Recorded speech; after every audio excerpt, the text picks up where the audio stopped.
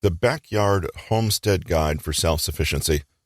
Learn how to have a self-sufficient backyard, grow your own food organically, raise farm animals for sustainable living, and make money.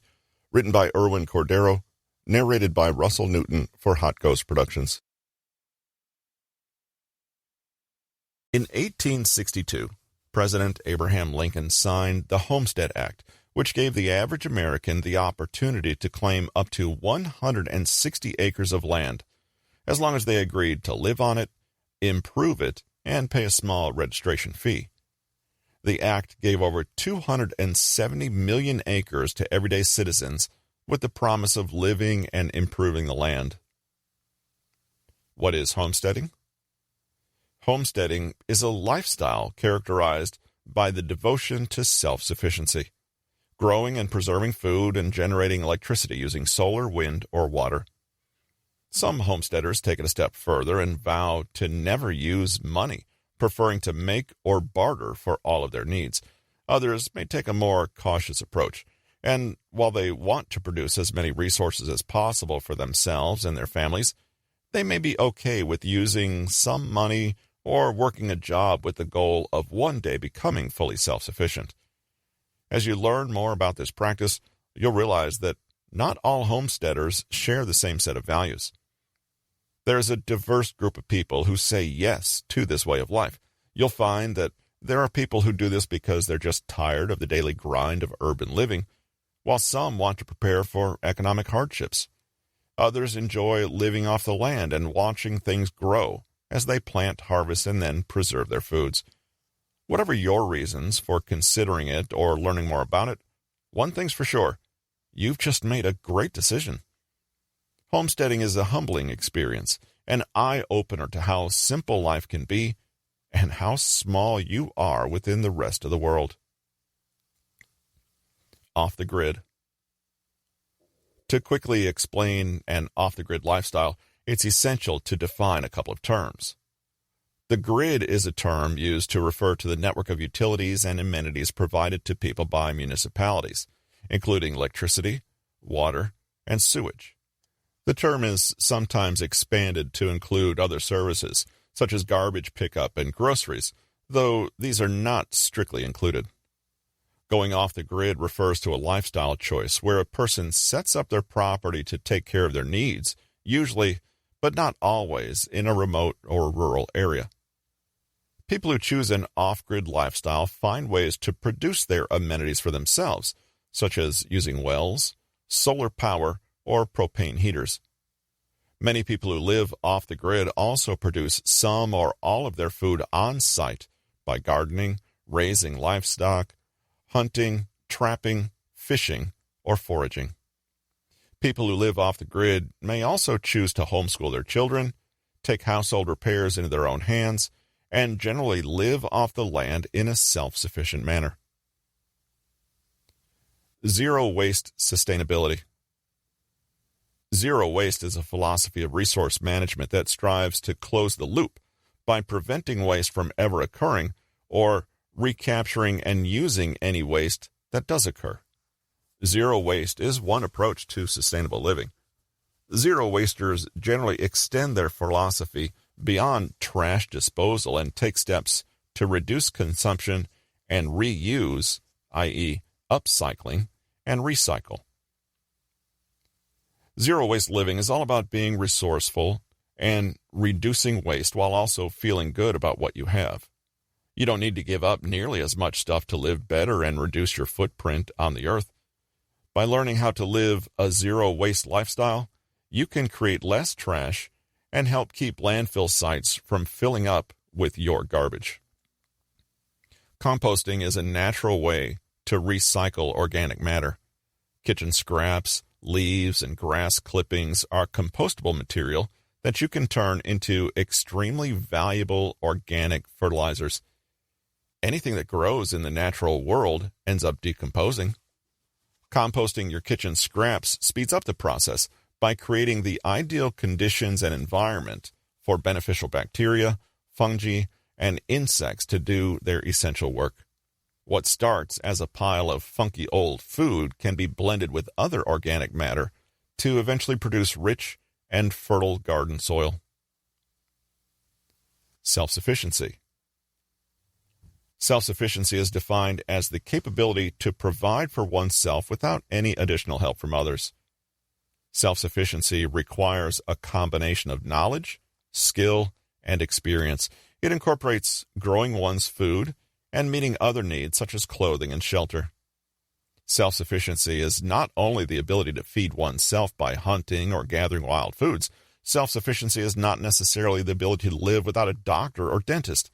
It's simply being able to provide for oneself with what one has, and it means that people can live a good life doing what our ancestors used to do with little modern-day resources.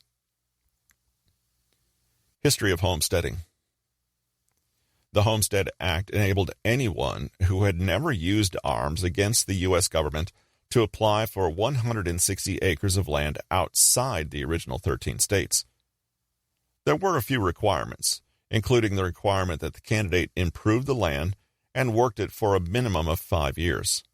If a candidate met all the requirements, they got the land for free. The term homestead refers to an indefinite stretch of land or a tract somebody took ownership of through the Homestead Act. The Federal Land Policy and Management Act eliminated homestead rights in 1976 for most of the United States, with the exemption of Alaska. This still made it possible for people to look for and acquire as much as 80 acres of land for lease or purchase. Alaska eventually stopped offering land also, in addition to the fact that no individual actually could secure free land because of the passing of the Federal Land Policy and Management Act of 1976. This act stated that federal land should remain under national ownership, although people were still allowed to homestead until the late 80s as the government gave a 10-year extension to homesteaders. Today, homesteading indicates any residence that practices the same precise capabilities situated on those very early homesteads. These include, but are not limited to, increasing food, maintaining animals, canning, processing, or drying out animal hide, which helps create leather or preserves meat, keeping food, developing fundamental furnishings as similar clothing in your home. Benefits to the earth. The natural living lifestyle is a very earth-friendly way of life. The homesteading activities that are part of the lifestyle help promote recycling and living green. One way to reduce your carbon footprint in the world is to reduce your carbon dioxide emissions. The natural living lifestyle can help you do this by reducing your use of gasoline-powered vehicles, improving energy efficiency, and using energy-saving devices such as solar panels and wind turbines. Homesteading is beneficial to the environment because it is low impact. This lifestyle preserves the environment while requiring only a tiny amount of resources and space. The general goal of homesteading is to live as close to nature as possible. Since homesteaders work together and often grow their food supplies, they reduce their need for the resources needed for production. For example, you can reduce meat consumption since it is unnecessary to purchase meat from mass-processed industrial farms to obtain the necessary protein for survival. Farm waste can also be composted and returned to the soil as fertilizer. Additionally, pesticides and chemical fertilizers can be removed, as they're usually not used to grow and raise food crops. There's an emphasis on conserving resources and energy throughout this lifestyle. These resources conserve materials while preserving energy. Learn how to save money and energy in your household by making small changes in your daily life. Homesteading also promotes a lifestyle where people respect the world around them. They usually work with their surrounding farmland, sheltering their homes from urban influences such as noise and air pollution. Homesteaders tend to live more sustainably by purchasing items such as solar panels, geothermal systems, and biomass or biofuel converters that do not require fossil fuels. Homesteaders can gain knowledge and experience while living efficiently and effectively with minimal impact on the environment, which is important for maintaining the world's ecology. This way of life consolidates resources into one place rather than distributing them between many resources. In this way, homesteaders can reduce their energy expenditures as well as lower reliance on traditional utility systems such as electricity and water. These steps could help to slow down global warming and save our planet. Homesteaders can enjoy life more in the countryside since they're not confined to the city. They can live far away from civilization, which allows for their independence. This will help them promote a lifestyle where people respect the world around them. Homesteaders primarily work with their surrounding farmland, sheltering their homesteads from urban influences such as noise or air pollution. There are many benefits to homesteading, and as we discussed, one such benefit is a reduction in global warming. If we want to live sustainably, and we aim to do so, living in a way that limits our needs allows nature to thrive. We can live better and more sustainable lives by choosing this lifestyle. Not only will you have the peace of mind knowing your family has everything they need, but you'll be able to live independently, which will also help reduce the harm you do on the earth. How it works? This is just a quick summary of how homesteading works. You'll get a more in-depth discussion as we go further. 1. Know what you need. Before making any commitment, you should spend time understanding homesteading. Consider what your daily activities and responsibilities will be like if you opt to homestead. Taking care of crops and livestock takes time and effort, and not everyone is made out for it. If you have a spouse or partner, be sure they're 100% on board and that homesteading is the life you both want. You'll need to sit down and talk about what you want. For example, if your companion despises getting dirty, then homesteading will be difficult for you. Don't make huge homesteading decisions without all the information necessary. 2. Your budget. A well-planned budget is essential for homesteading, especially if you plan to quit working to become self-sufficient.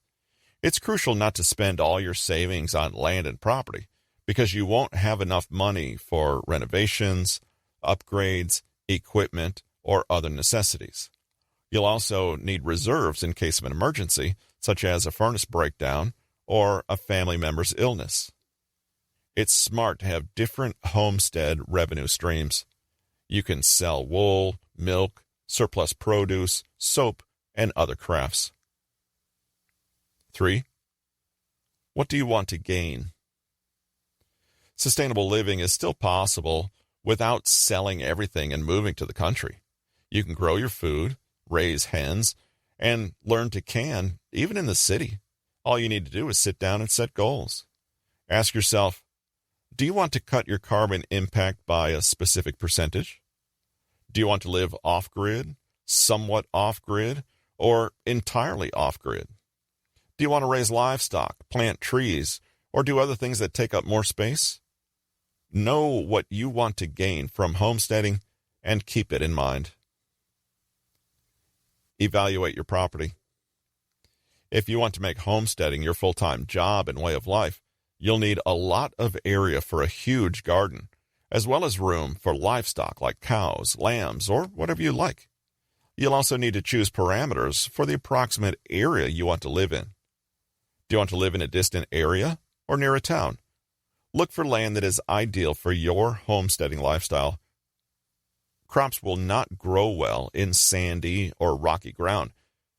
In the event of an emergency, are you happy with it taking an hour for an ambulance or police to arrive? You may find yourself driving to the post office once a week or walking to your mailbox daily. Avoid taking on too much. You don't need 100 acres or even 10 to build your dream homestead. 5 acres or even 2 acres is generally plenty for a single family. Anything greater would be challenging to maintain. 5. Test the waters. It's never too early to start planning your dream home, But you can also begin homesteading right now. Homesteading is a way of life, not just a place to live. Homesteading is about doing what feels good. You can set priorities and do things in whatever order that makes sense to you. For those who seek self-sufficiency in electricity, having solar panels installed as soon as possible may be a top priority. Others may not mind paying for gas and electricity, but ethical grounds may drive some people never to raise livestock for egg or meat production. 6. Branch out. Homesteading is typically linked with introverts. In reality, many homesteaders are friendly and ready to share their knowledge with others. It can be beneficial to have a homesteading friend who's more knowledgeable than you are at any point in the process, because they've likely gone through it all themselves. They'll be able to provide you with more important knowledge about the weather, growth conditions, rules, and more. When everyone tells you that you're impractical, having a friend who shares your values is invaluable. Getting to know other homesteaders is a good idea from a material point of view, too. Suppose you've grown too many peppers, and your friend has too many eggs. It's easy to trade for what you want. You may even make long-term trades with other homesteaders for food and commodities you don't wish to produce yourself. Pros and cons. Homesteading may be the best thing you ever do, but there are some advantages and disadvantages to be aware of. However, it'd be a stretch to say that everyone is suited to this lifestyle. The truth is that it might not be the best choice for you. High expectations, a lack of resources, and a general sense of being overwhelmed are all reasons why many individuals fail at homesteading. On the other hand, many people do well because of good planning, taking things one day at a time, and resourcefulness. So, before you commit to it, have a look at this list of benefits and drawbacks. It should assist you in determining whether or not this is for you. Benefits. Flexible starting point. Getting started on homesteading doesn't require acres of land. If you have limited room, start with herbs on a sunny windowsill or a food garden in the backyard. Compost your food leftovers to generate soil for your garden. Start small and work with what you have. You may learn more methods over time, or you may fall in love with the idea of self-sufficiency and decide to move to a farmhouse and property. Maintenance-free lifestyle. Many homesteaders can enjoy a maintenance-free lifestyle without the use of gas, electricity, or other resources. There's no end to how self-sufficient you can become through homesteading. It's possible to grow your food, make your own clothing, and even generate your own power using sun, wind, or water. Other homesteaders have chosen to live in urban areas such as a town or city because of the convenience of living in a home with minimal upkeep. Sustainable living. Homesteading offers an environmentally friendly way of living. The majority of homesteaders purchase recycled products made without using toxic chemicals.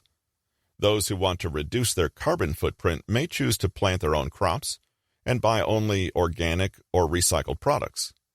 Sustainable living does not mean that you can never find yourself using gasoline or other fossil fuels. Many homesteaders still use natural gas, propane, and electricity for their lifestyle. Health benefits. Homesteading can allow you a breath of fresh air, literally. Fresh air purifies not only the lungs, but also the psyche. Taking a walk will enable you to experience the natural world in a way that you can't in a busy urban environment. Reduced levels of toxic waste in the air will enable it to better absorb the nutrients in the environment around you. One of the most important benefits of living on a homestead is that homesteaders enjoy a healthier lifestyle because they can live off the land and make their own food rather than rely on fast food restaurants or other sources of processed foods. It's also important because it gives them control over their food. Although it may not be as convenient or fast as using your microwave or stove, it is healthier and more beneficial for you in the long run. A lot more people are using wood fires as an alternative way to heat their homes and cook their food. And not only is it cheaper, but it's also better for the environment. Other benefits include homesteading is beneficial to the environment because it promotes a lifestyle where people respect the world around them. Homesteaders work with their surrounding farmland, sheltering their homestead from urban influences such as noise or air pollution. Homesteaders can also live more sustainably by purchasing items such as solar panels and renewable energy systems that do not require the use of fossil fuels.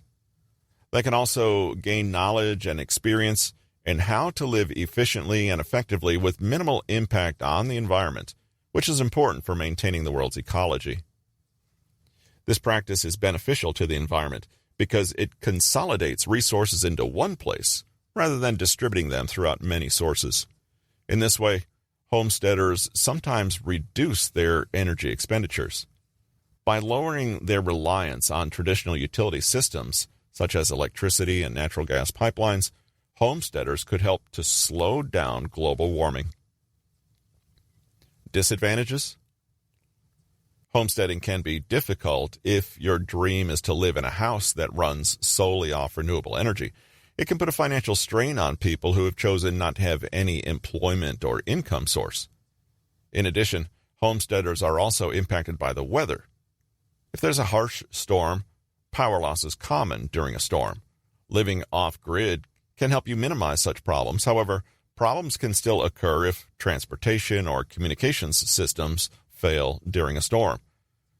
Homesteaders also have less access to large stores or malls than their non-homesteading neighbors.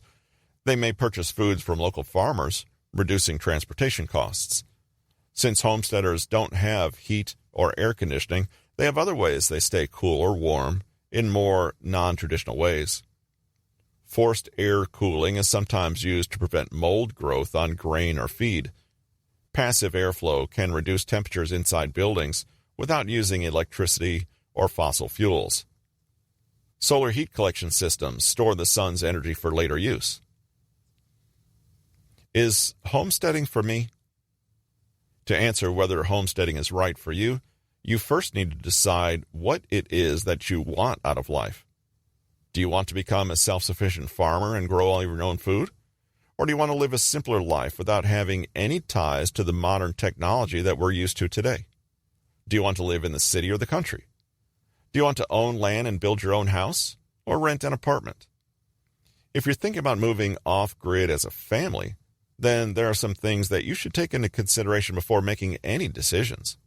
One of the biggest issues with families moving off-grid is that it's difficult to find a good job in most areas. Of course, your children will be able to receive good education at home, and you could homeschool them, but what about the rest of their lives? If you move off-grid and then decide that it wasn't for you after all, how will your children continue with their education? Another problem that some families have found when living off-grid is space. If you live in an area where you're unable to grow most of your food, then this means that you'll need to go into town and buy more food every year. In addition, you may need to go into town every month or so to get some of the items you need. This can be time-consuming and costly as you pay several dollars a day for items you need. Depending on your current situation, it may be difficult to move off-grid. If you live in an apartment or do not own land, it will be very hard to move into a homestead. Some people have also found that they need help when they first move into their homes.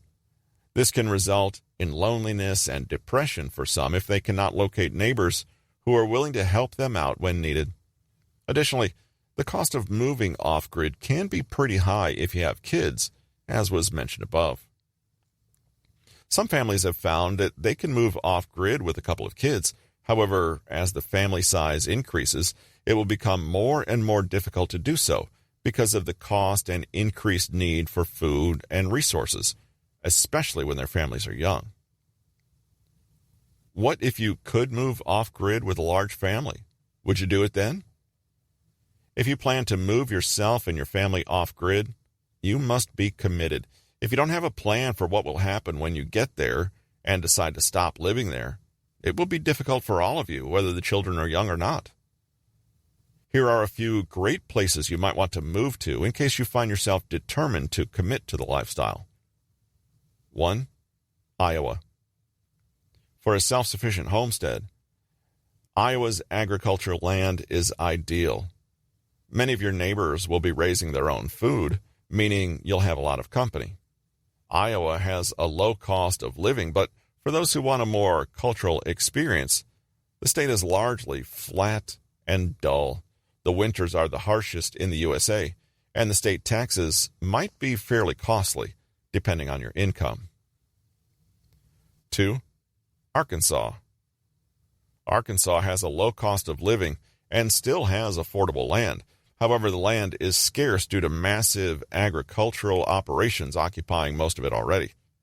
The state is ideal for those who love isolation. To get active in local communities, you may be angered by issues like violence, poverty, and bad schools. 3. Oregon. Oregon has one of the highest costs of living and average property values in the country. Despite this, Oregon farmland is still quite affordable. Oregon has a significant homesteading culture and over 30,000 small farms. There are several options to help with your homestead, such as farmers markets, free farmer education, and grant programs. In the end, you need to decide what you want from the lifestyle you'll have. Otherwise, you won't be able to move to and stay in an area where you'll be happy. You should also consider what I mentioned above when making your decision. If homesteading is right for you, I would highly recommend that your family move off-grid as soon as possible and carefully plan how things will work out when they get there. No one said that homesteading was going to be easy. It's not something that everyone can do, but it is possible for those willing to work. It's a way of life, and it doesn't come without its difficulties and challenges. However, with the right amount of preparation and education, homesteading will be beneficial and fun. Homesteading takes planning and careful budgeting to succeed, and you can even make some income while living the kind of life you want. This chapter oversees the principles of planning and budgeting because some tasks take seconds to accomplish, while others might take hours of your time. As for skill levels, you'll need to plan for the different skills required for your homesteading activities. You can learn many of these skills from books, but others require more hands-on instruction from an experienced individual. How to budget your time. Start by listing what you need to do. Bracket the more time-consuming tasks. Factor in how long these tasks will take versus how much work they'll get you. Consider which task is best suited for which skill set: carpentry, gathering scraps, animal handling, etc. Do whatever task you believe is easiest based on your skill set. This will not only make any skills you had before homesteading much more self-sufficient, but it helps you spot which skill sets need attention and which skill sets need to be honed. An example of this would be starting your garden from scratch. If you have the skills necessary to start a successful garden, you can fully understand how much time you'll need to invest and how much food you'll be able to produce versus how much it costs. In addition to skill development, budgeting is a crucial practice for homesteading. Money management is probably one of the most important things in homesteading that no one ever talks about. It all boils down to one simple thing: how much money you'll need to spend on groceries each month and where the money will come from each month. The importance of budgeting cannot be stressed enough. If you don't plan out how much money you'll spend each month on groceries, you're going to end up going over budget with no way to compensate for your purchases. Planning for homesteading. 1. Using what you have, your backyard. Often people get caught up in the idea that they need every little tool or gadget for every single thing they plan on doing. This isn't true at all, and is especially untrue for homesteading.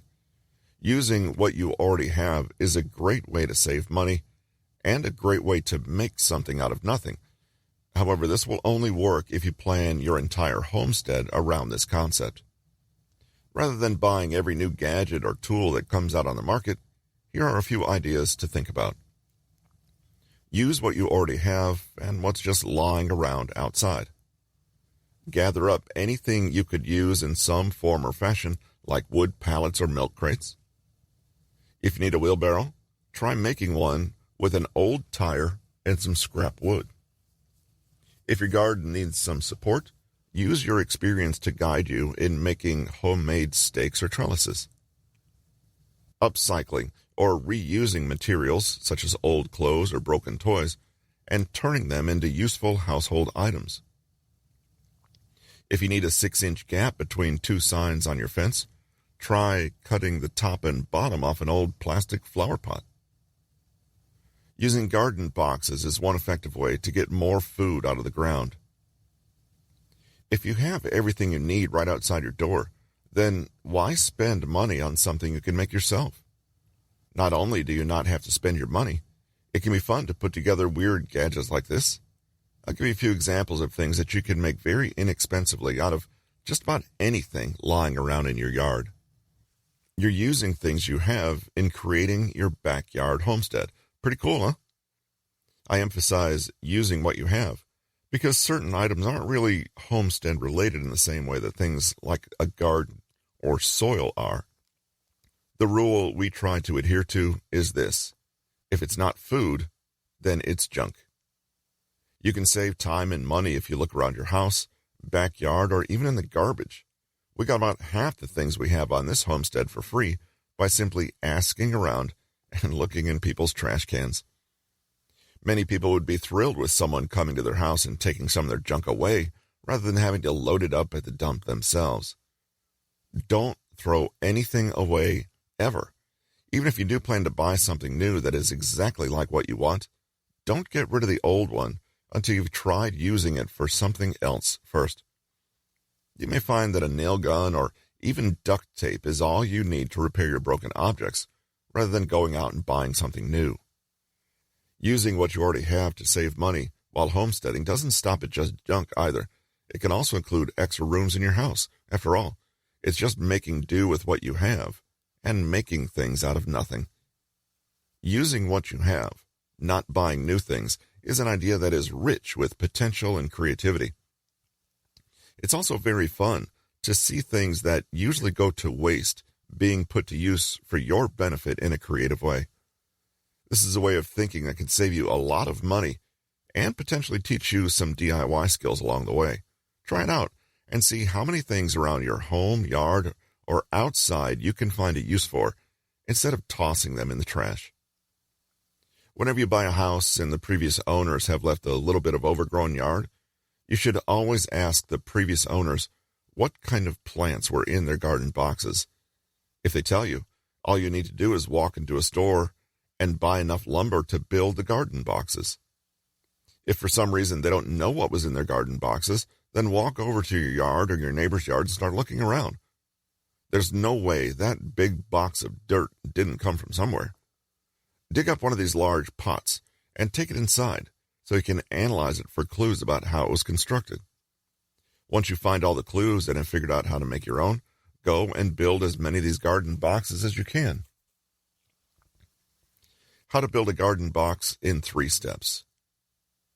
Choose how big you want it to be. You can have a 16 by 16 by 8 or a full-sized 8 by 8 by 4. Set the corner posts on top of the wallboards. Drill pilot holes and connect all the sides with screws to form a box. If you need to put a bottom to it, drill holes underneath so the excess water drips out when you water your plants. Some people even make multiple levels with their boxes for a larger harvest, and you can too, as long as you add a bottom to it, that is. It's all up to you and how many boxes you want to build. These garden boxes will cost you almost nothing. Once you have the materials, all you need to pay for is the lumber, and it will be time to build them. This is an amazing way to grow more food at a much lower cost than buying retail produce. You can also store your excess harvest in these garden boxes when you aren't actively growing your plants, which will come in handy during certain times of the year. 2. Homesteading from a rental property. Renters have significant obstacles that property owners do not. Despite these obstacles, they still have the potential to redefine what it means to make the best of your position and learn a lot along the way. 2 core tenets of self-sufficiency. Working with what you have is practical, and interpersonal sensitivity and doing root-level tasks like vegetable gardening or home improvement work in impermanent surroundings are the key to homesteading for renters. If you don't own your home, your homesteading ability will be mainly determined by the type of lease you have with your landlord. They may be happy to let you build a greenhouse and even plant fruit trees on the property. On the other hand, they may have no desire to have a homesteader in their midst and forbid such activities. If you are allowed to garden and have some growing space, then that can work out nicely. You'll get fresh produce for yourself and save money on groceries. If your landlord does not want this, or if there isn't space for it, try container gardening on any porch or balcony space you may have access to. You can ask the landlord to pay for a 4-inch potted plant, which is relatively inexpensive, in a large pot with soil and water. Once the plant is established, you can plant several other small plants in similar containers throughout your house. This will allow you to have fresh herbs in different areas of your home without needing any actual growing space. If you instead choose container gardening, then a balcony or porch can be the perfect area for this activity. The key here is understanding what your landlord will allow. Some of these things may be illegal or simply something that won't work out well. This will limit your choices. 3. Apartment homesteading. If you live in an apartment, it's unlikely that space is your only issue. You'll also likely to run into problems with ventilation and lighting, and if you don't have any outdoor space, your problems will be amplified. There are still options, however. You will need to get creative.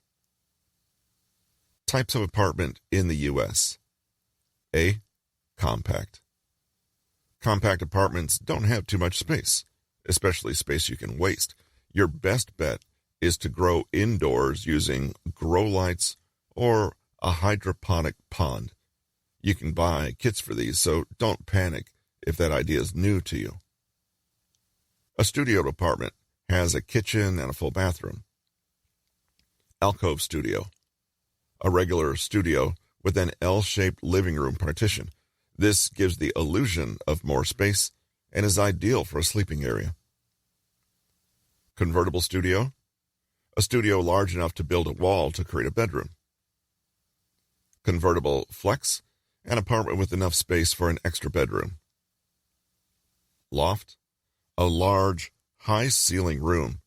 These are usually found in commercial buildings that have been converted to apartments. B. Extra room. These apartments grant you a bit more space than the compacts. You can maximize this added space by planting crops with similar requirements in one pot. For example, in a pot where a tomato plant is a feature, you can plant sun-loving herbs like basil around it. You can use trellises to train plants to climb upward, and also you can use twine to encourage vining plants to climb walls. Duplex or triplex, 2 or 3-story apartments. The second or third floor is only for sleeping. Junior 1 bedroom. This is a step up from a studio and usually includes a separate sleeping room or 3/4 of a room. C. Expansion pack. If you live in any of these places, you have a bit more leeway in terms of space. Forget about the amount of floor space you have and instead, think vertically. Vertical gardening is perfect for small spaces. You can fit more in, and plants will climb upward to reach the light, rather than sprawling across the balcony or making a bid for freedom over the railings. Garden apartment. A garden apartment has a backyard and is usually on the ground floor, but can also be in the basement. Railroad apartments. These are named for their straight floor plan and are mostly found in older buildings. A long and thin rectangle connects 3 or 4 rooms without a hallway. Bedrooms can be side or central. A floor-through apartment extends the entire length of a building. If you have a balcony, the corner of a communal courtyard can vastly open up your options. The trick is to be creative. Find a pot and think up. The rooftop up top. Whether you live in an apartment or a house without a yard, you may be able to consider your rooftop as a gardening space. When possible, a rooftop makes a great space for a garden, and you get some added energy-saving advantages too. Your plants will produce you with both shade and insulation, enabling you to reduce your air conditioning and central heating system expenses. I'd recommend getting your building checked by a structural engineer first to ensure your roof can support a garden. Again, you'll most likely be using containers, so make sure they're light enough for your roof to take. However, if you have a larger flat roof space and fancy a more ambitious project, you could create a green roof. This entails covering the whole space with impervious membrane, then soil, and turning it into a complete garden. The soil will then need to be layered with gravel and a filtering mat, followed by a lightweight compost for growing in. The whole structure will need to provide a secure growing environment for your plants, but it must also be in line with your roof's weight capacity. Although self-sufficiency is your goal, I'd recommend bringing in professionals to set up this kind of space, as a garden that negatively impacts your building is the last thing you want. 4. Homesteading in the suburbs.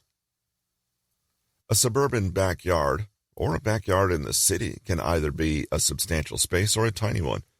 You may still be limited to container gardening if your space is very small, but it may be that you can turn an area of your yard to vegetable gardening or install a few raised beds. If you have room for raised beds and wants to maximize capacity, I'd recommend looking into Mel Bartholomew's square foot gardening model, or lasagna gardening, designed by Patricia Lanza. The former relies on compacted planting in a 4x4 raised bed. The latter involves building your growing space in layers that break down over time to fertilize the soil. In either case, you can look into container gardening, including rooftop and vertical gardens. If you're interested in a more rustic approach to urban homesteading that's still largely DIY, a creek bed or roadside ditch may be worth investigating, as you can dig down for planting. If you're interested in working with your neighbors, you can create a community gardening project that you all share. If you have enough room for a courtyard garden, it can also be worth exploring.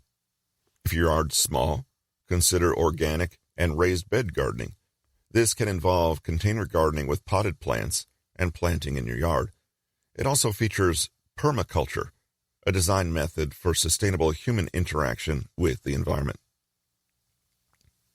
Defining your homesteading goals. In setting your goals, it's important to make sure those goals are realistic but challenging. You don't want to set a goal that's so easy you can accomplish it right away. If you do this, you may get bored or frustrated and lose interest. At the same time, you don't want to set goals that are too hard for you. This will make the process frustrating and discouraging. When creating your list of homesteading goals, here are some things that may be worth including. End goals. This is where your homestead is at the end of everything. If you've been working on your property all along, where are you at? What do you want to achieve? And why have you decided on this goal? Long-term goals. This is what your homestead will look like in the future. How much more can you grow? How do you want the land to be used by its inhabitants? Do you want it to be a place where people vacation, grow food, or raise animals? Or do you have another specific goal in mind that isn't shared by everybody else, such as growing coffee? Short-term goals. These are things that can help push your long-term goals if things aren't going well. Homesteading is a mentality. Homesteading is how you approach life each and every day. You'll seek to become more of a participant in what you eat, how you live, and how your presence impacts the earth. This mindset means working to rely more on yourself than others, which is a key factor for success. You must focus on figuring out ways to approach problems and opportunities on your homestead and in life. This is the ability to adapt and shift gears, because things don't always go as planned, and they don't necessarily have to. There will be times when your budget is crushed, livestock dies, and don't even get me started on climate change and its many impacts on farm practices. Your job is to learn how to bounce back from these challenges, and you cannot achieve success by staying down. Just because things don't go according to plan doesn't mean you'll never succeed. While we like the simple things in life and enjoy going easy, this is not always guaranteed. Given a choice between an easy path to an average life and a more rigorous path to our deepest desires and ultimate happiness, most people will choose the easy path. In other words, people like living on fast foods and will often choose to curl up on their couch to binge Netflix instead of taking a walk to enjoy nature. We have forgotten how to do simple things, and it's such a shame.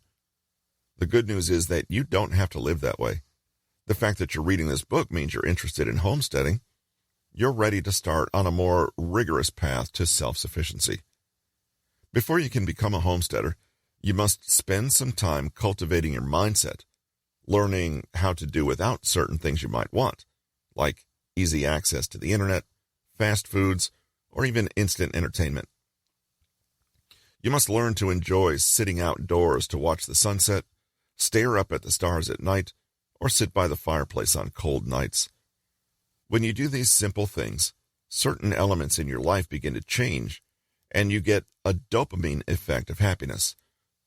Perhaps you're thinking, how can I cultivate a homesteading mindset? There's power in simplicity. Remember, the goal here is to be self-sufficient. If you spend too much time trying to make things pretty, the chances are you'll not focus on functional things that will further this goal. Your aim is not to have your homestead featured in Better Homesteads and Gardens magazine, although that's not such a bad thing. Putting too much pressure on yourself to achieve perfection will leave you frustrated and overwhelmed. Let go of any attachments to things that look neat and together so that you can achieve more with homesteading. Remember, the whole point of becoming a homesteader is to be self-sufficient. You want everything around your homestead to be neatly organized without scratching your head about it. You want to provide for the needs of your family from your garden. Set realistic goals. Are you already homesteading? How's it going? Do you feel overwhelmed and frustrated? Chances are you're taking on more than you can reasonably handle. The key to cultivating a homesteading mindset is setting your sights on solid goals every season, rather than stretching your efforts too thin. Get a book to document all your projects 1 week at a time, rather than biting off more than you can chew. For instance, Week 1, determining which animals I can raise. Week 2, designing a farmhouse. Ask yourself, am I cut out to be a homesteader? Take time to think hard about starting a homesteading project before deciding to embark on it. You must be ready to put in long hours of tough physical labor. Those who grew up in modern family settings are likely to find that this is a big step to take, and it will take time to adjust, but you will eventually get the hang of it and love it. It will be painful and uncomfortable, but the sheer joy of feeding the family and the future is rewarding. Planning better. What is your plan for your homestead? How well is your plan going? When you shift your mindset, you have to revise your plan into something that works. One of the mistakes we make is setting unrealistic goals. To get good results, you must first consider what you already have. Even on a tight budget, you can look for different ways to cut your expenditure. Take inventory of the cattle you rear in your homestead, how much it costs to maintain them, and how much money you make from the milk it gives. If the numbers don't make sense, then cut down and try one. Constantly remind yourself that nothing is cast on stone. What are we saying? Before setting any goals for your homestead, you need to consider your desired outcome. Do you want to be entirely self-sufficient? This would be the stereotypical image of a large homestead with solar panels and homemade food for every meal, possibly a water source or two on the property. Would you rather live with a mindset toward self-sufficiency whenever possible? This involves reusing and repurposing items. Are you striving for a better quality of life that you can achieve through homesteading? This idea is promoted because of the fresher, healthier food and time spent working hard outdoors, among other things. Is it all a hope to teach your kids more responsibility? After all, the work never ends. Your homesteading goals can be even simpler. Maybe you want to raise some chickens and sell the eggs. It might be your passion to raise goats and make goat milk soap for small businesses. You might want to enjoy fresh food from your home garden, eggs from the hens, or meat from your livestock. Each of these goals has different needs attached to it and will create different demands of your homestead space. Whatever your goals or outcome, remember that these are personal to you, your setup, and your homestead. If you don't have the space for full self-sufficiency or have no interest in it, don't feel pressured to follow that path. Raising sheep to make homemade wool is all well and good, but if you have a wool allergy, that would not be part of your plan. Don't let someone else's idea of homesteading fit into your goals. If you want to start with a simpler goal, such as growing herbs in a small garden plot or window box for a full 6 months, that is perfectly fine and completely acceptable. Any goal you set should be specific, measurable, attainable, realistic, and time-bound. In other words, a goal to become self-sustainable is more of a dream than a goal. You'd better phrase it as wanting to become self-sustainable within a set number of years. Even better would be starting with small goals to get to that step.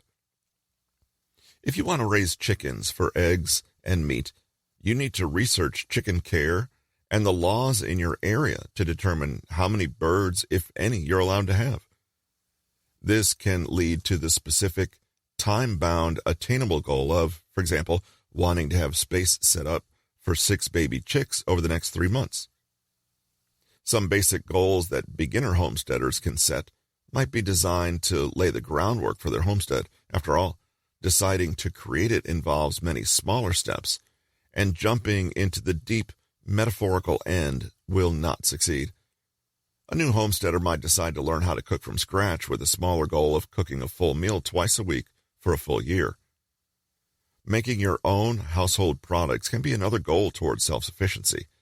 These can be anything from reusing old containers for storage to DIY beauty or cleaning products. Setting goals as a homesteader can seem overwhelming if you try to achieve everything at once. It's better to find a few small goals to start with and sort of ease yourself into a self-sustainable lifestyle. Learning how to sew or finding out how your neighbor raises their chickens can be a small, easy first step to move you ever closer to your homesteading dreams. Consider the lifestyle changes that you'll have to make. Homesteaders have to make several lifestyle changes that may be challenging at first. It's necessary to know what these changes are and prepare for them. The priority of things in your life will change when you decide to be a homesteader. When homesteading, your family, animals, and plants will take precedence over everything else. Your time will also change. You'll need to give more time to your garden and animals for feeding, watering, and taking care of them. You may have to sacrifice some things. When you choose to homestead as a lifestyle, you might have to sacrifice some modern conveniences that you're accustomed to having. You'll have less of a social life than perhaps you're used to because there's so much work involved there that it keeps you busy all the time. Requires time and patience. It's important to give homesteading a try, but it's also necessary to recognize that it takes time, patience, and a lot of hard work. You'll have to do several things when homesteading that you don't do regularly. You'll have to make lifestyle changes, change how you think about your family's food needs, and how much time you spend with your family. This is about making sacrifices for your family's future. Enjoyable. While it's true that homesteading takes a lot of work, it can also be a relaxing and enjoyable experience. Once you know how to live with nature rather than fighting against it, you will be healthier because of it. If you decide to become a homesteader, you won't have to worry about feeding your family fast food all the time because homemade, home-cooked meals will be the norm for you. When your family has vegetables, fruit, and foods raised without the use of chemicals or hormones, they will be much healthier. You'll have fresh air and plenty of sunshine in your life when you live on your piece of land. This is a simple lifestyle that you can enjoy if you're willing to accept all of its challenges. Affordable. You may be shocked at how much it costs. Most people think that homesteading requires a lot of money, but this isn't true. It's possible to get started on a very limited budget. You can save up your money and start small, so you're not overwhelmed by the cost of building from scratch. It's possible to make homesteading pay for itself. There are ways to homestead so you can make money for your time spent. You can sell what you produce and can even consider selling your skills. For example, you could give lessons on self-defense to women or small children, or you could offer a gardening class for a local greenhouse. If you're willing to think outside of the box, there are plenty of ways that you can have a successful homestead and also earn some extra money doing it. It may take up to 2 years to get started. Suppose you decide to get started with either basic or intensive homesteading. In that case, it'll take up to 2 years before you're producing enough food and income for yourself and your family. If you want to live off-grid, it will take much longer. You'll have to be patient and get ready to learn some new skills while you wait for your homestead to produce income or food. While homesteading can be more work than it's worth, once you get started, you might find that it's enjoyable. It can be a rewarding and healthy lifestyle if you're willing to make some sacrifices for your family's future. When your family lives the simple life of a homesteader, they'll have less stress in their lives, and they'll be healthier because of it. Checking with the law. Your homesteading efforts must be aligned with your state or area laws to avoid running into trouble with the police or animal rights organizations. Before we get going, a word of warning. Sometimes the drawback of living in a densely populated area is that laws restrict what you can do. Before you start planning any gardening venture, however small, it's worth checking with your local authority to ensure there are no laws you need to be aware of. Sometimes there are rules about how to water your garden, and you may also run up against laws around composting and the maximum height of plants. The Homestead Act of 1862 expanded the Limited Preemption Act of 1841, which were both efforts by Abraham Lincoln to encourage westward migration and settlement. It was signed into law by President Lincoln on May 20th, 1862. The original act allowed settlers to purchase 160 acres, one section of land, after they had lived on it for 5 years, which was later expanded in 1872 to 320 acres, 2 sections, or 1/4 square mile. The size of allotments was doubled under the Homestead Act of 1976. Fewer than 1% of homesteaders submitted applications for free lands before 1900, but more than 98 were successful in negotiations with the government. Since 1910, the acreage offering has remained under 300 acres. A total of 780 acres has been offered to a single applicant. An act of Congress in 1936 allowed families to get partial credit for expenses that were already paid for a farm that had been used as collateral against mortgages at banks or credit companies. This law opened up homesteads to many who otherwise would not have purchased them. Make a homestead declaration. In times of economic trouble, a declaration of homestead is a simple legal document that can assist in protecting your home or property. It has nothing to do with the procedure for submitting a claim for unclaimed government assets. Rather, it's a simple form that can occasionally prevent creditors from seizing your land and home. Homestead rights are not recognized by common law in Alabama, Arizona, Arkansas, California, Florida, Georgia, Idaho, Illinois, Kansas, Louisiana, Michigan, Minnesota, Mississippi, Missouri, Montana, North Carolina, North Dakota, Ohio, Oklahoma, Oregon, South Dakota, Texas, Vermont, Washington, West Virginia, Wisconsin, and Wyoming. If you own property in one of these states and live there, you should spend the hour or two it takes to submit this final vital document. The cost is little, the forms are simple to complete, typically accessible at stationery stores, and no lawyer is required. The objective of homestead statutes varies from state to state, but they always have the same goal. They're intended to protect family dwellings from being taken away in the event of financial hardship or the death of the household's head. In general, this protection is only accessible if the declaration is lodged before a disaster occurs.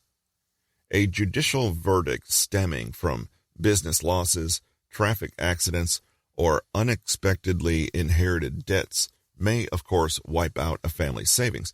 However, the safeguards given by homestead statutes would protect their home and land up to the amount of exemption allowed by their state. Furthermore, some debts must be paid whether or not you have a declaration of homestead. For example, if you put your home up as collateral on a loan, the homestead exemption does not apply. Property taxes and special assessments are examples of debts that are not covered. If you don't pay someone you hired to perform renovations on your house or land, he or she might file a mechanic's lien against your property and sell it to recover the money.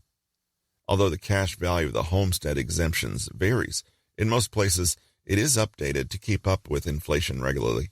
As a result, as the price of real estate grows, homeowners should continue to encourage their politicians to enhance these exemptions. Fortunately, homestead laws are frequently liberally construed in legal terms. A homestead can be an apartment if you own it, a house, a hut, or even a tent, as long as it is the claimant's bona fide habitation. You might be able to homestead your future home site even if you haven't constructed a house yet. A 161-acre Texas tract was declared a homestead after the insolvent owner demonstrated construction plans by drilling 2 wells and planting fruit trees. I'm guessing the landowner was camped out on the property to meet the residency requirements. However, each family is only allowed one homestead and must prove good faith in their claim. Summer vacation cabins, for example, have been taken away for debt collection, even though declarations had been filed and accepted. Outbuildings and land used by the family for recreation or as a source of income are usually considered part of the homestead. However, unless they're gardened, logged, or farmed, adjacent lots or parcels next to a residence maintained for idle investment purposes may not qualify. Homestead exemptions often apply solely to married couples and their families. Some states offer a head of household exemption that applies to 2 or more people living together as a family unit if one person supports the others. The survivor and any offspring are covered under the exemption until the survivor dies and the youngest kid reaches the age of majority. The exemption will, of course, expire if you sell the property. Claims can be filed on many residences, but only one at a time.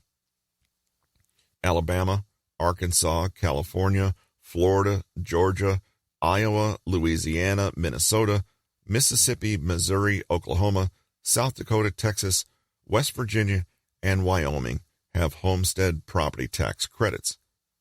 Property owners can deduct a certain amount from their annual property tax assessments in these states. Suppose you're one of the fortunate people who live in a state that recognizes the Declaration of Homestead. In that case, you should contact your county clerk or recorder immediately to learn more about the process. The few bucks and time it takes to file the papers are well worth it. It's a simple step that could help you save money and even save your house. Budgeting.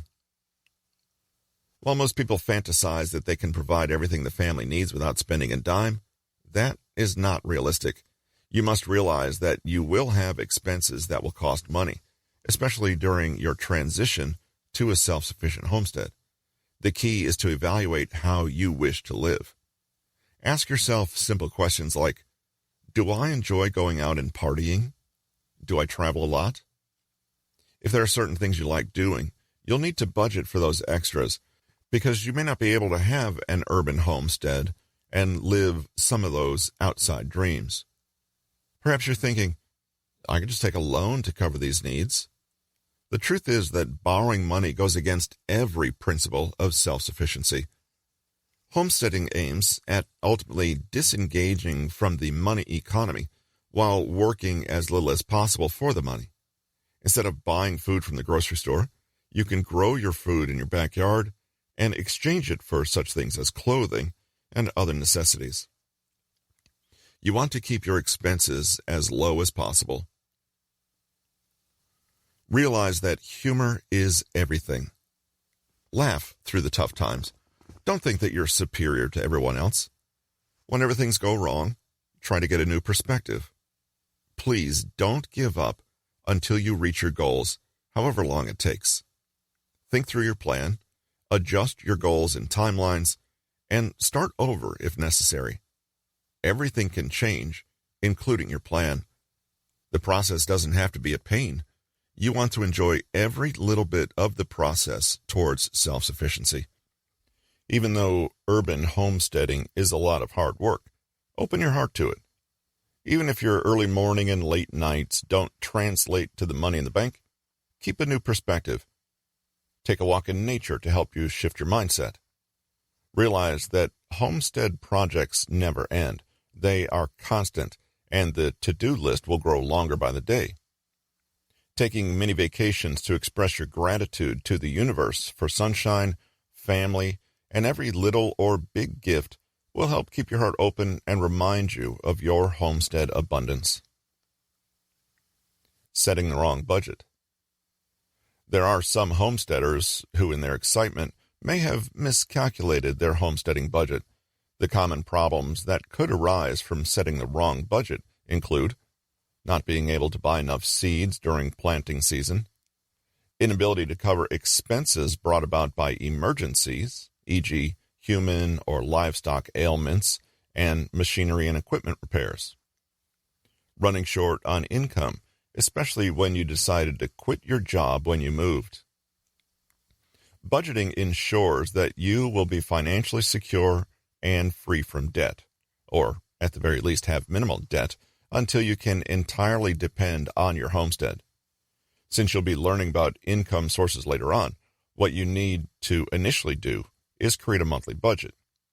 A simple notebook and pen can be your tools, or you can use an Excel sheet, or go on the internet and look for apps that you can use to jumpstart your budget planning.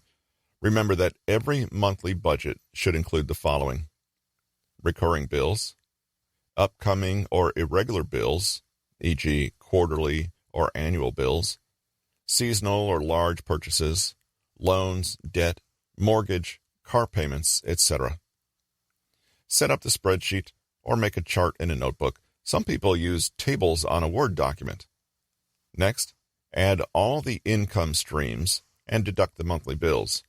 Be sure to indicate the due dates so that you'll not miss them. Be sure to set aside savings, even when you're still paying off some debts.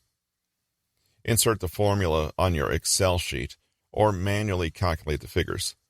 Collect receipts so it'll be easier to compute your expenses.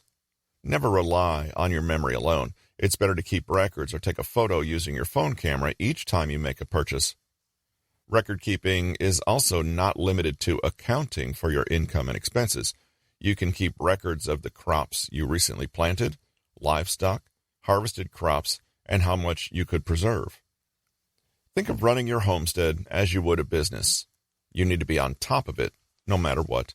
Never approach it as a mere hobby, because farming is a serious business.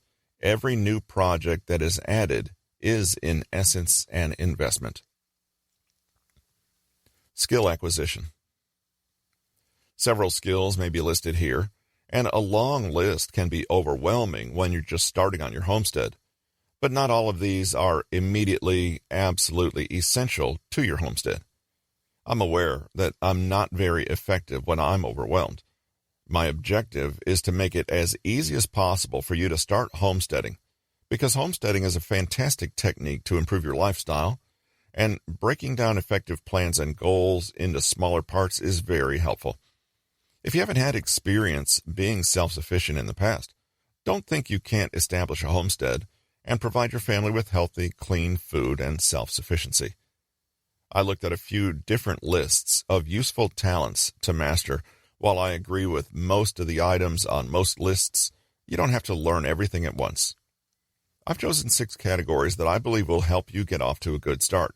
Concentrate on these 6, or any few from a list, to help you feel in command.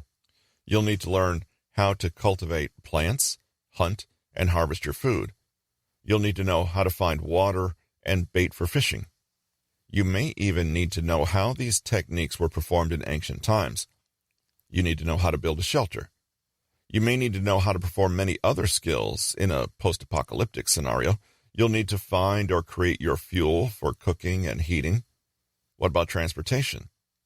Do you have any mechanical skills or know how to repair machines? Are you good at making repairs and improvising? It takes a lot of hard work and planning, as well as plenty of common sense. The skills you need for successful backyard homesteading include, but are not limited to, construction skills. This is the skill of creating projects with your materials, usually with your own hands. If you want to build a chicken coop, you need construction skills. This is the skill of building and repairing things. This is not the place to learn how to build a house, but you should be familiar with basic carpentry and how to use simple hand tools. You'll need knowledge of constructing a shelter, like a shed or enclosure, or even basic cabins. You want to learn how to create a fence and gate for your animals, and to keep yourself in. One of the most basic construction skills is knowing how to chop wood. While each homesteader has their taste on which type of axe they prefer, there are 2 basic types, 2-handed and 1-handed wood axes. Knowing how to use both will be necessary, and you'll also need to know how to maintain and store them. If you don't want to buy an axe, perhaps a chainsaw is the way to go. A chainsaw has many uses, but be warned, it can destroy your homestead. Chainsaws are noisy and dangerous with their high exposure to oil, carbon monoxide, and other gases, to name a few. If you buy a chainsaw or other tool requiring gasoline, you'll need storage for fuel. You'll need a bunker of some sort with a secure place for your fuel tank and other equipment. This can also be a place for your livestock to stay. The ability to build a fire on many different types of wood is important in homesteading. You'll need to find the correct type of wood for the job at hand and be able to make fires that burn efficiently and even make them look pretty. You'll have many uses for a natural gas stove, but first you need to learn how they work. You'll use many tools that everyone outside your family may not know about. A double-edged axe is one example of this category, and chainsaws and other specialized tools are used daily. Some of the other tools you'll find useful on the homestead are shovels and hoes. You'll need to learn how to use these tools effectively, or you could damage your landscape and plant life. Hand tools. Hand tools are used every day and in every environment, from warm to cold, humid to dry. The tool that is used the most often by far is a knife. You may want a couple of knives, from small pocket knives to large hunting knives. Eventually, you'll need to learn how to sharpen your knife with an axe sharpening stone, though you can start with an old, fine grit stone from a hardware store. Shears are also very useful on the homestead. Fiskars make some of the highest quality shears that you can buy. You'll want to get used to using shears on a variety of materials, including fabric and heavier objects like wire. A small axe is extremely useful for felling trees and creating firewood or other materials you need for your home or homestead. Axes can range greatly in price and design quality, from heavy-duty professional axes to cheap axes that break easily. A good axe will be made of high-carbon steel, which doesn't rust as easily and keeps its edge well, but it will be heavier than those made with stainless steel or other light metals. A good hammer is also a tool you'll want to learn how to use. You can buy many different kinds of hammers, and each will have a different purpose. I would recommend investing in a good carpenter's hammer, which is used extensively on the homestead. This one comes with an axe head. I've added an image of the head that came with another carpenter's hammer I own, but this is the same style of head. A screwdriver set is also a great item to pick up and learn how to use, especially if you plan to create your tools for repair or modification. You can use rope for many purposes on the homestead. You can use a rope to tie down animals, fencing, hang up feeders or other items, or even make a hammock from cloth. If you have animals that graze on shrubs or weeds, you'll need a small handsaw with which to cut them down. A simple bow saw is the best tool to start with, as it has no moving parts and is easy to use. Many of the skills that go into modern survival skills were developed over thousands of years of human history and research. We've come a long way since our ancestors first learned to survive in the wilderness. It's very important that you know the basics of survival skills and how to use them before considering a move to a homestead. A basic backyard dweller will be able to perform most of these tasks with little difficulty, but it doesn't mean that you should start hacking away at your trees or construction projects without knowing what you're doing or how to do it well. You don't have to be a professional carpenter, but knowing how to use basic tools is important if you want your home or homestead to survive in the first place. Basic carpentry. A minor issue, such as a crooked picket fence, does not necessitate contacting a specialist. Knowing basic carpentry abilities will allow you to handle the matter without incurring a large charge. Homesteading and creation go hand in hand, so brush up on your carpentry skills here and get to work. Animal care. Know how to care for your animals and pets so you can create a healthy environment in which to raise them. This includes a knowledge of the proper diet for livestock, feeding schedules, breeding, and handling of wildlife. The basics of gardening. Are you planting the correct kinds of crops for the climate in your area? Are you also providing ample space for the root vegetables to grow? Will you be able to distinguish and prevent crop diseases? Study the crops that you'll plant, and then strategize your planting methods. Till the ground, use the windowsills, hang pots, create a fence of edible plants, and use just about every possible piece of the landscape on your homestead to maximize the use of your land. If you live in an apartment, make the most of every available space. Study which plants grow in what parts and which ones can grow side by side. In a nutshell, your gardening skills should include knowing when to plant, the distance necessary between planted seeds, what requires propagating, what should be included in a greenhouse, what pot sizes to use, germination and maturation periods, what pests will ravage your crops, what vegetables work together, when to harvest your crops. Cooking skills. Just as important as growing your food is learning how to cook healthy meals.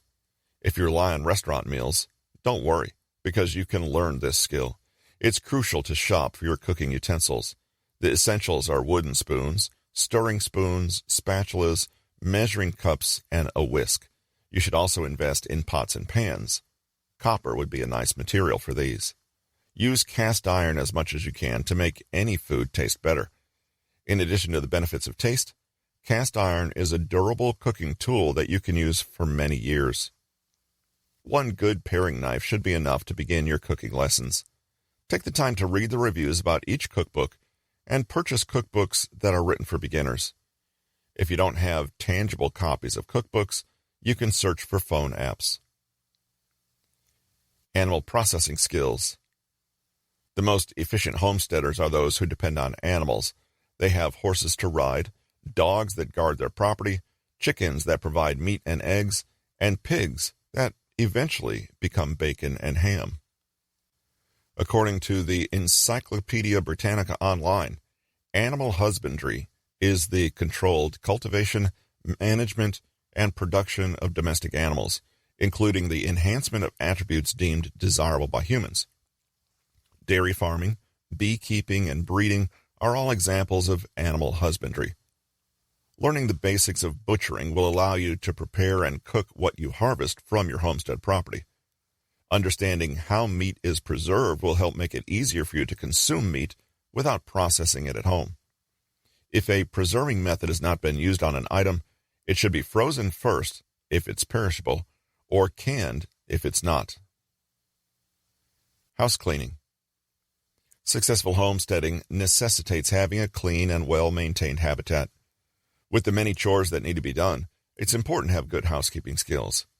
If you don't know how to clean dishes and wash clothes, it's very easy to fall behind from there. It's also possible for chores to be pushed even further if your schedule's not organized in a way that allows for time spent cleaning up after work. So, know how to keep your home and yard clean. Vehicle care. Homesteading requires a fair amount of driving from place to place. Knowing how to care for your car is important.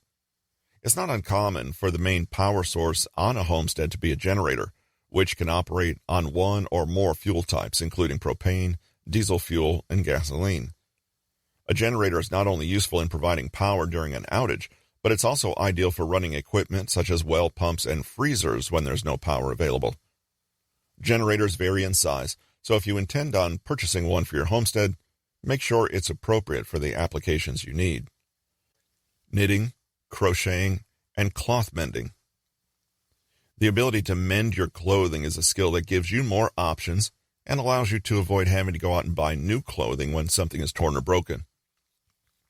The same can be applied to knitting, crochet, and sewing.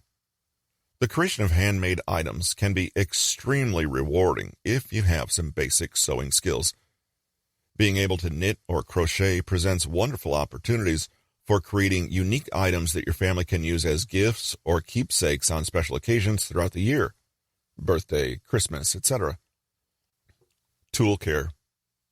It is imperative that people properly care for the tools they use on their homestead. If you do not know how to maintain your tools, it can become a huge problem. Tools are very expensive and should be kept in good working order. Knowing the proper way to season a tool will ensure it will work longer and be easier to use.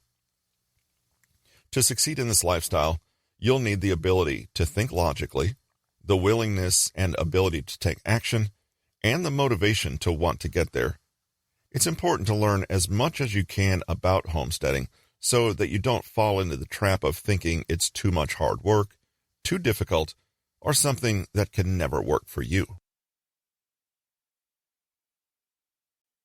This has been the Backyard Homestead Guide for Self-Sufficiency. Learn how to have a self-sufficient backyard, grow your own food organically, raise farm animals for sustainable living, and make money. Written by Erwin Cordero, narrated by Russell Newton for Hot Ghost Productions. Copyright 2021 by Erwin Cordero. Production copyright by Erwin Cordero.